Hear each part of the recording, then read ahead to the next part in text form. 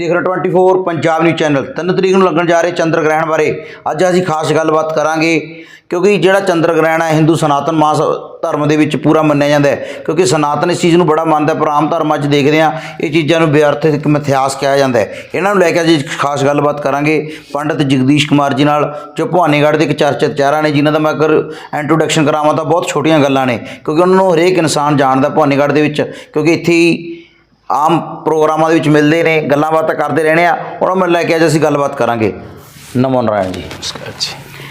ਜਿਹੜਾ 3 तरीक ਨੂੰ ਚੰਦਰ ਗ੍ਰਹਿਣ ਲੱਗਣ ਜਾ ਰਿਹਾ ਜੀ ਕੀ ਉਹ ਪੰਜਾਬ ਜਾਂ ਹਿੰਦੁਸਤਾਨ ਦੇ ਵਿੱਚ ਦਿਖੇਗਾ ਕੀ ਉਹਦੇ ਇਫੈਕਟ ਰਹਿਣਗੇ ਕਿਉਂਕਿ ਲੋਕ ਕਹਿੰਦੇ ਨੇ ਸਨਾਤਨ ਦੇ ਵਿੱਚ ਇਹ ਚੀਜ਼ਾਂ ਮਿਥਿਆਸ ਨੇ ਕਹਿੰਦੇ ਇੱਕ ਭੂਗੋਲਿਕ ਘਟਨਾ ਹੈ ਭੂਗੋਲਿਕ ਘਟਨਾ क्योंकि अज का जो समाज है साइंस नाल चल पिया क्योंकि हाईटैक जमाना आ गया AI का जमाना हुण AI नाल नवीं तकनीकां आ रही ने उन्हां नाल ही चीज़ां कहंदे ने भी ये तां मिथियास ने यार हिंदू सनातन जिहड़ी गल्लां कहंदे ने ना आम रामचंद्र जी दे जिवें युद्ध च लड़ाई जिवें श्रीलंका नाल लड़ाई करी जां होर करी कहंदे यार एक मिथियास चीज़ां ने इस तरह ही चंद्र ग्रहण का की प्रभाव रहणगे ते की इस बार इहदा नुकसान या फायदा होना लोकां।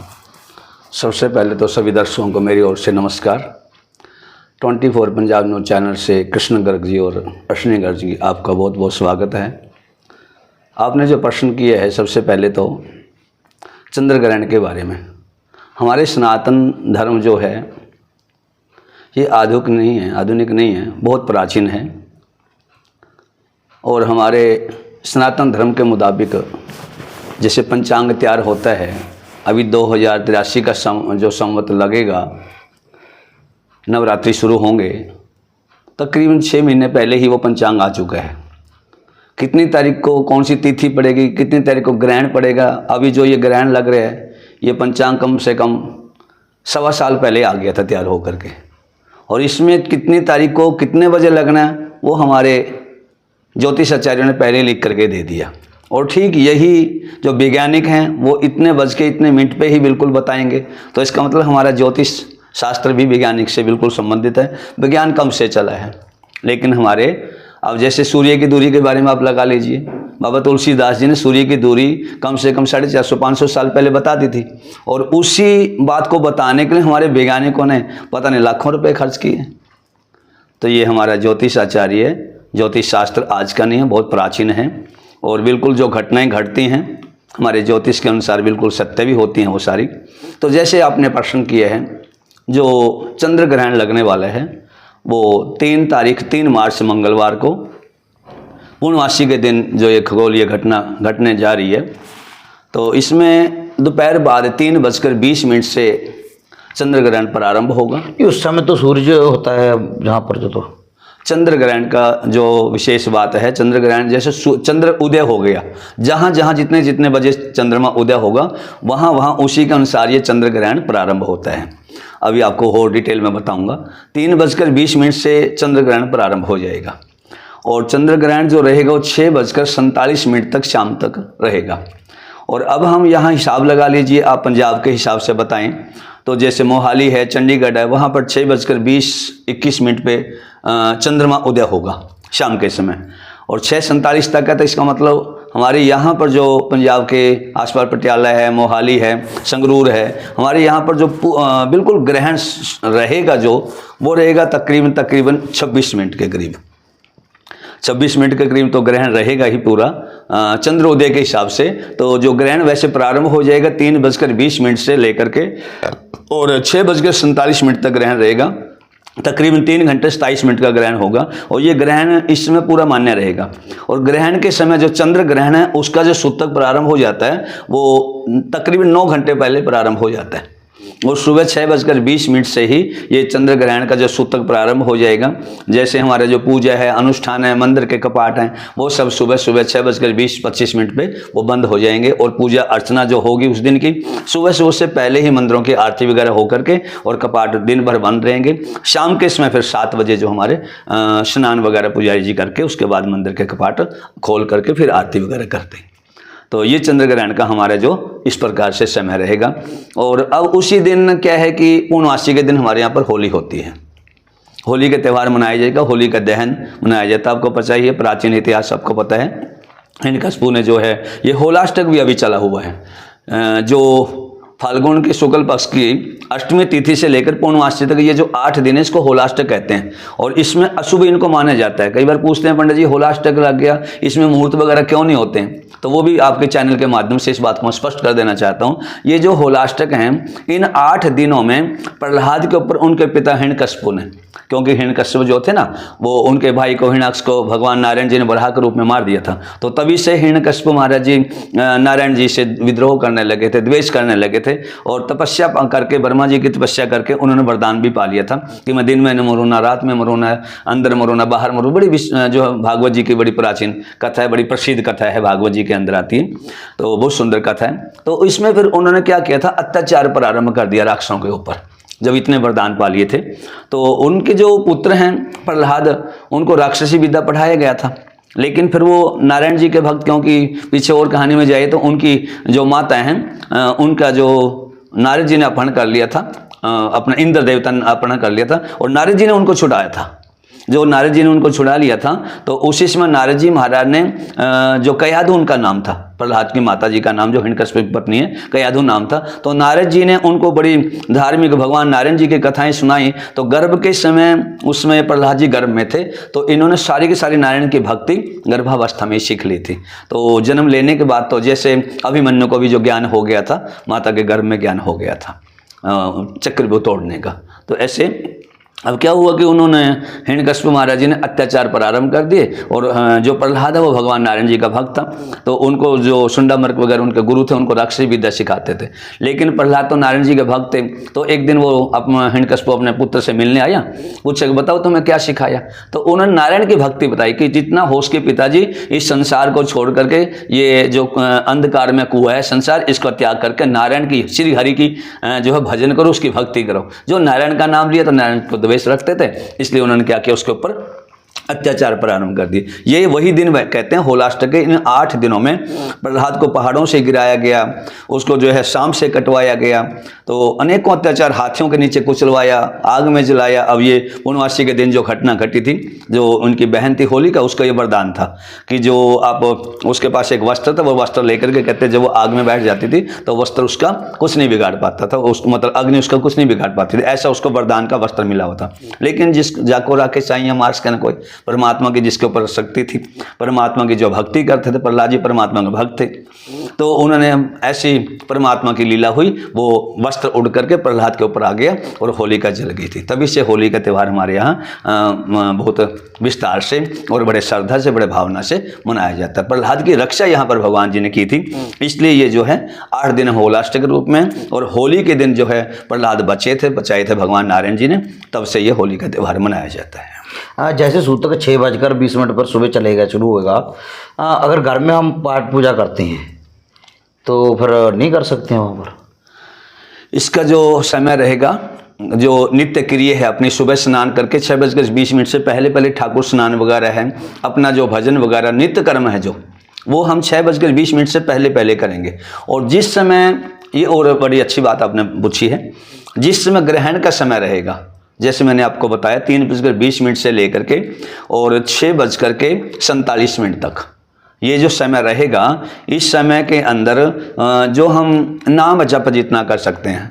नहीं, जैसे मूर्ति हम जोत वगैरह लगाते हैं, माला फेरते हैं, सुबह 6:20 से लेकर के और शाम को 6:47 तक, तकरीबन 7 बजे तक आप समझो मूर्ति स्पर्श करना। मैंने आपको पहले बताया कि जो मंदिर के कपाट बंद हो जाते हैं इन दिनों, इस समय में सूतक का समय होता है। जो सूतक लगा है, सूतक जब तक शुद्ध नहीं होगा, जब तक ग्रहण शुद्ध नहीं होगा, तब तक सूतक माना जाता है। और जब तक सूतक रहेगा तब तक हम मूर्ति स्पर्श वगैरह नहीं कर सकते हैं। हाँ, जब का बताया गया, ग्रहण के समय जितना हम जप करते हैं उसको करोड़ों गुना फल हमें मिलता है। और वो जप भी हम कोई जैसे हरे राम राम राम हरे हरे, हरे कृष्ण कृष्ण कृष्ण हरे हरे, श्री कृष्ण गोविंद हरे मुरारे, हे नाथ नारायण वासुदेव है, ऐसे मंत्रों का हम शाम सदाशिव, हरे राम, जय श्री राम, जो भी जैसा भी हम करें, ये मंत्रों का जप करना है। कोई जैसे गायत्री मंत्र वगैरह का जप भी, क्योंकि इसमें ओम लगता है, ओम जो गायत्री मंत्र जप है उसको जप सकते हैं जिसने जनेऊ वगैरह धारण किया हो या किसी गुरु से दीक्षा ली हुई हो।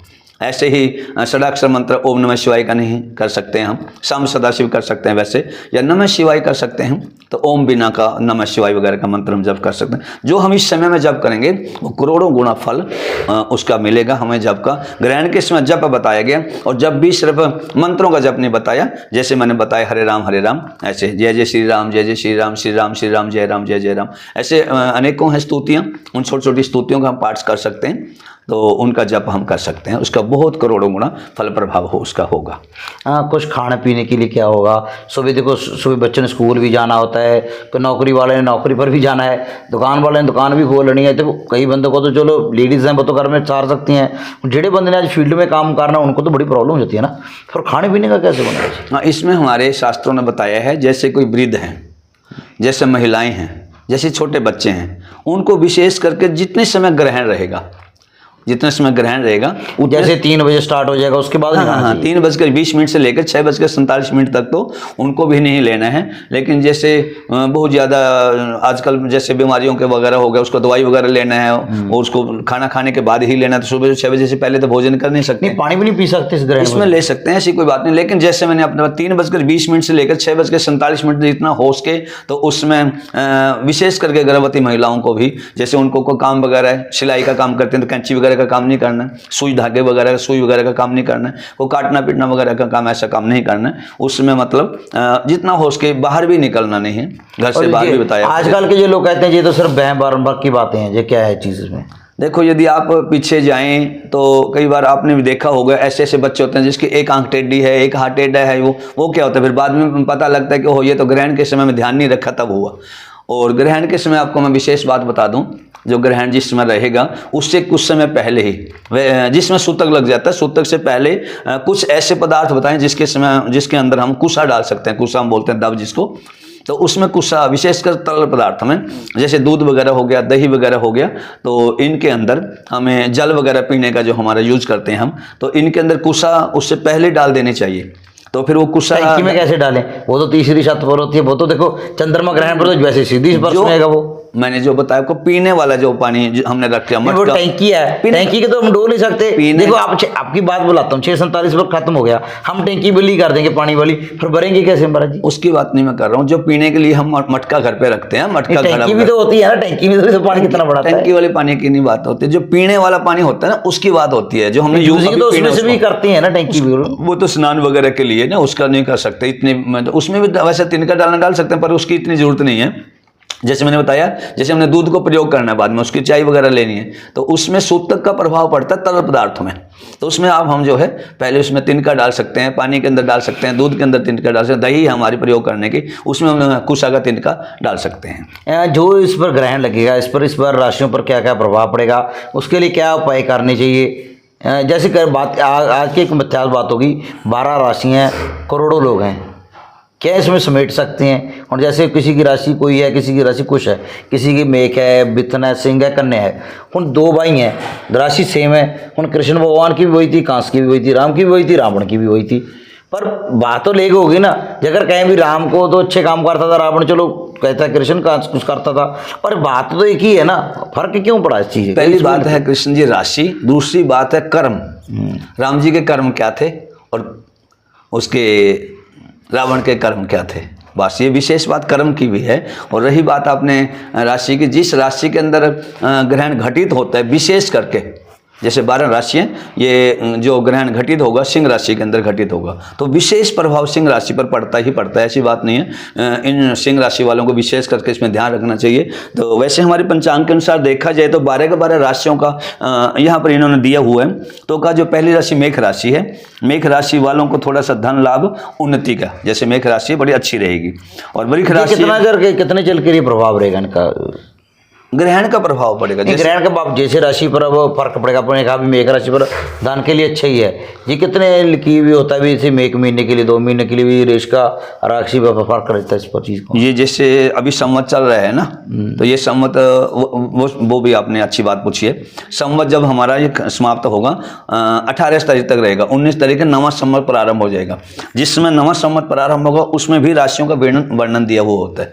तो ये इससे कुछ समय पहले कुछ समय बाद बाद तक जो ग्रहण है उसका जो प्रभाव होता है कुछ समय पहले कुछ समय बाद तक ही प्रभाव होता है। जैसे अब ये ग्रहण चल रहा है, अभी आएगा, तो उससे पहले के जो समय, पहले के समय से इनका प्रभाव प्रारंभ हो जाता है राशियों के ऊपर। आपने पीछे देखा होगा, पिछली कोरोना के समय लगातार 2 ग्रहण आ गए थे। अभी पीछे भी सूर्य ग्रहण था, लेकिन हमारे यहाँ तो नहीं था, लेकिन था। अभी सूर्य ग्रहण और चंद्र ग्रहण के जो 2 का ये योग बना, इसमें आपने देखा भी होगा, खबरों के माध्यम से सुना होगा, कितनी जगह ओलावृष्टि हुई है, कितनी जगह नुकसान हुआ है। तो ये ऐसे नहीं है, ये इसका प्रभाव पड़ता है विशेष करके। तो अब मैं आपको बता रहा था, मेष राशि के लिए बिल्कुल ठीक रहेगा, और वृश्चिक राशि के लिए भी कहते हैं रोग और शरीर पीड़ा थोड़ी सी हो सकती है। मिथुन राशि संतान संबंधी बहुत चिंता थोड़ी बहुत रहेगी। कर्क राशि के अंदर भी साधारण, कर्क राशि के लिए बिल्कुल ठीक रहेगा। सिंह राशि में कहते हैं कि इसमें थोड़ी परेशानी है, सिंह राशि में विशेष करके। और कन्या राशि के लिए भी रोग चिंता वगैरह का दिया हुआ है। तुला राशि वालों के लिए करके खर्च अधिक हो सकता है। तो बाकी उसके बाद का वृश्चिक राशि बिल्कुल कार्य सिद्धि का लाभ है। धनु राशि के लिए लाभ उन्नति का दिया है। थोड़ा सा मकर राशि के लिए बताया, इसमें हानि आदि का भय बताया है। कुंभ राशि में भी दुर्घटना वगैरह का बताया गया, और मीन राशि के लिए भी तकरीबन ये ठीक रहेगा। तो इस प्रकार से ये राशियों का प्रभाव इसमें बिल्कुल पड़ता है। और इसमें विशेष करके क्या है, ग्रहण के समय हमारे यहाँ बताया गया विशेष करके जप करना, और दूसरा बताया गया दान करना। और इसमें दान में विशेष करके अन्न का दान, ग्रहण के समय अन्न का दान कर सकते हैं, नहीं तो स्नान करने के बाद हम संकल्प कर ले में, और अगले दिन जो है हम किसी मंदिर के अंदर या किसी ब्राह्मण को विशेष करके हम इसमें दान कर सकते हैं। जैसे भी दान की आपकी भावना होती है, फल का दान कर सकते हैं, दूध का दान कर सकते हैं, किसी अनाज का दान कर सकते हैं। तो इसमें ग्रहण के समय विशेष करके दान का और जप का, ये 2 का विशेष महत्व दिया गया है। अगर बात करें गाड़ों में, कभी किसी ने रुद्राक्ष पा रखा है, तुलसी की माला पा रखी है, वो भी पा रखे हैं, क्या वो उतारनी चाहिए उस समय ग्रहण के लिए? ग्रहण के समय भी क्या, वो तो किसी अशुद्ध जगह पे भी, जैसे हम शमशान भूमि में जाएं तो भी वहाँ पर तुलसी माला रुद्राक्ष वगैरह नहीं उतारनी चाहिए। क्योंकि हाँ, जनेऊ का है, जो जनेऊ होता है, जनेऊ हम संस्कार के बाद में जनेऊ को बदला जाता है, और ग्रहण के समय भी जनेऊ को स्नान करने के बाद बदला जाएगा। जनेऊ की माला का नहीं है, क्योंकि माला किस लिए होती है, माला तुलसी हम माला इसलिए डालते हैं, या रुद्राक्ष वगैरह हम इसलिए डालते हैं, तुलसी की माला है। हो सकता है, देखो घटना कब घट जाए तो परमात्मा को पता है, वो होता है। तुलसी माला इसलिए धारण की जाती है, कम से कम कहीं भी हमारी ऐसी एकदम परमात्मा ना करे अचानक मौत हो जाती है, तो कम से कम हमारे गले में तुलसी है, तो हम परमात्मा के भक्त रूप में हैं। और परमात्मा अपने भक्तों, देखो तेरी भक्ति करता है, तेरे नाम की तुलसी माला डाली हुई है, तो इसलिए तुलसी माला। अब हम तुलसी माला घर उतार जाएं, हो हादसा वहाँ घट जाए, तो फिर भाव क्या रहेगा तुलसी माला डालने का? तुलसी माला किसी भी अवस्था में, किसी भी समय में नहीं उतारनी चाहिए। भी मतलब जो ग्रहण भी लगा हुआ तो उतारने की लोड़ नहीं है। हाँ जी, हाँ जी। और क्या कहेंगे, लोगों को संदेश देंगे, होली का त्यौहार आ रहा है, तो ग्रहण के लिए आप लोगों को कोई खास संदेश देना चाहेंगे आज? बस विशेष बात तो ये है कि ग्रहण जो है 3 तारीख को, जैसे बताइए 3 तारीख को घटना घटेगी, तो उसमें विशेष करके आप सावधानियां रखें। और ग्रहण के समय हो सके तो ग्रहण के बाद स्नान करने के बाद आप दान का संकल्प करके जितना हो सके, जैसे गौशाला जाकर गऊओं को हरा चारा डालना है, दाना वगैरह डालना है, तो इसमें विशेष यही रहेगा। और विशेष बात आपको एक और बता दूँ, तो जो होली खेलने वाला है, होली विशेष करके होला मोहल्ला होता है हमारे यहाँ, होली खेलने का भी जो विशेष है, तो ग्रहण के समय अशुभ माना जाता है होली खेलना, इसलिए जो होली खेलने वाली होली होगी वो आगे 4 मार्च दिन बुधवार को होगी।